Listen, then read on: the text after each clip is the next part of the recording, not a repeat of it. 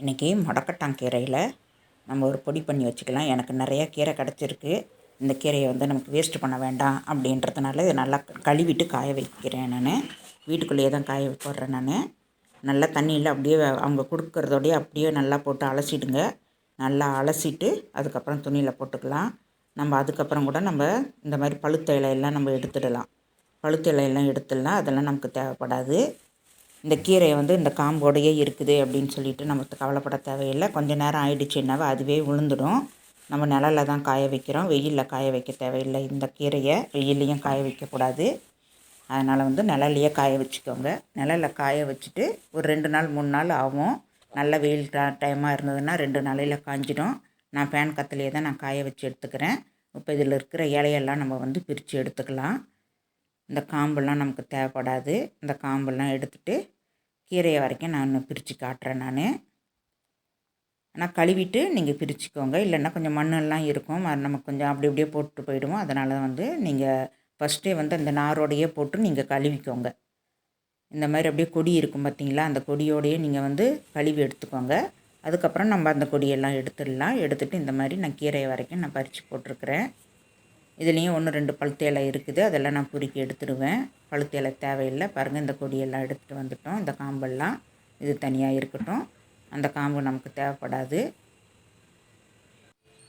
இப்போ வந்து நான் நல்லா காஞ்சிடுச்சு பாருங்கள். இது நிழல்லையே தான் காய வச்சுருக்கேன், வெயிலில் காய வைக்கல. நிழல்லையே தான் காய வைக்கணும். இந்த முடக்கத்தான் கீரை மட்டுக்கும் நமக்கு அதில் வெயிலில் காய வச்சோம் அப்படின்னாக்கா அதில் இருக்கிற மருத்துவ குணம் போயிடும். இப்போ வந்து நான் மிக்ஸி ஜாரில் போட்டுக்கிறேன். வெறும் பொடி தான் இது. நமக்கு இந்த பொடியை வந்து நம்ம செஞ்சு வச்சுக்கிட்டோம் அப்படின்னாக்கா நம்ம மாவில் வந்து இட்லி மாவில் நம்ம கலந்து விட்டு நம்ம இட்லியும் ஊற்றிக்கலாம், தோசையும் ஊற்றிக்கலாம். நான் வந்து ஃபஸ்ட்டு மாவு மட்டும்தான் இப்போதைக்கு நான் அரைச்சி வச்சுருக்கேன். நான் இட்லி ஊற்றும்போதோ தோசை ஊற்றும்போதோ நான் மறுபடியும் நான் உங்களுக்கு காட்டுறேன். பாருங்கள், இந்த மாதிரி நைஸாக வந்துடும்.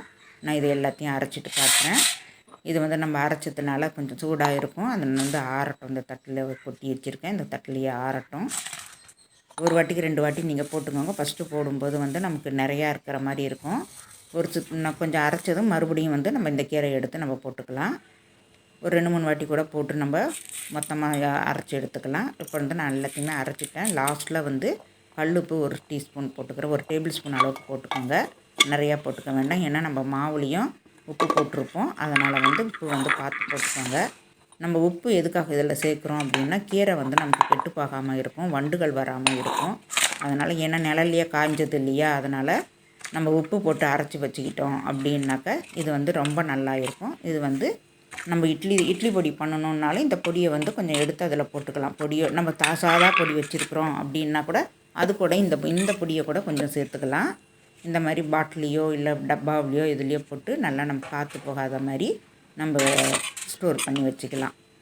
இது வந்து ரொம்ப நல்லது உடம்புக்கு. நமக்கு கை கால் வலியெல்லாம் நல்லா கேட்கும். இது வந்து நம்ம இட்லியில் தோசையிலலாம் பசங்கள்லாம் சாப்பிட மாட்டாங்க. அதனால் இட்லி தோசையிலலாம் ஊற்றி நம்ம செஞ்சு கொடுக்கலாம். இந்த வீடியோ உங்களுக்கு பிடிச்சிருந்தால் லைக் பண்ணுங்கள். தேங்க்யூ.